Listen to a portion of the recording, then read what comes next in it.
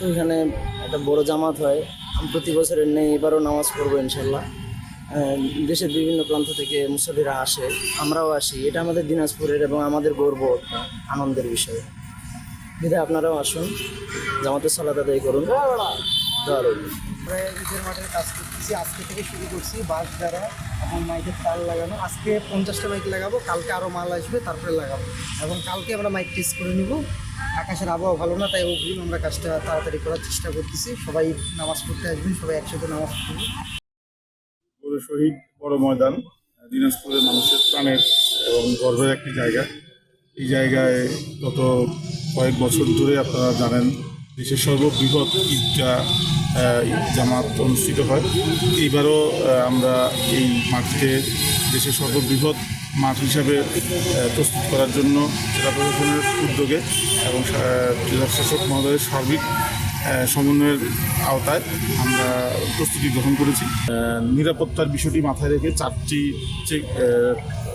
Tower তৈরি করা হয়েছে, যেখান থেকে আনসার, র্যাব, পুলিশ। এই ঈদে জামা জুতো অ্যাক্সেসরিজের ডিসকাউন্ট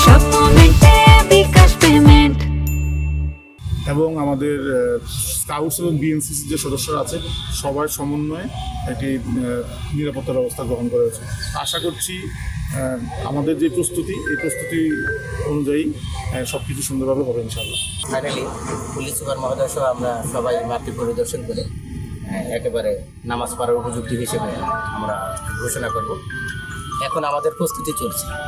আমরা আশা করছি যে আল্লাহ তাআলার অশেষ রহমতে যদি বৃষ্টি না হয় তাহলে এখানে আমরা ইনশাল্লাহ সুন্দর মনোরম পরিবেশে নামাজ পড়তে সক্ষম হব। আপনাদের কাছে নিবেদন থাকবে, এই মাঠটি দিনাজপুর জেলার মানুষের অত্যন্ত গর্বের, অত্যন্ত ঐতিহ্যবাহী এই মাঠ। এখানে বেশি সংখ্যক মুসলিম ধর্মপ্রাণ মানুষের এখানে সমাগম হবে। তা তো সবাই বিশ্বাস করি বা জানি এই মাঠটি বাংলাদেশের সবচেয়ে বড় ঈদগাহের মাঠ। তো এখানে মাঠটি যদি মুসল্লিতে ভরে যায় তাহলে আমাদের সবারই ভালো লাগবে। এখানে ইতিমধ্যে আমাদের যে প্যানেলভুক্ত ইমাম, খতিব, তাদেরও দায়িত্ব দেওয়া হয়েছে। তাদের সঙ্গে আমরা কথা বলেছি।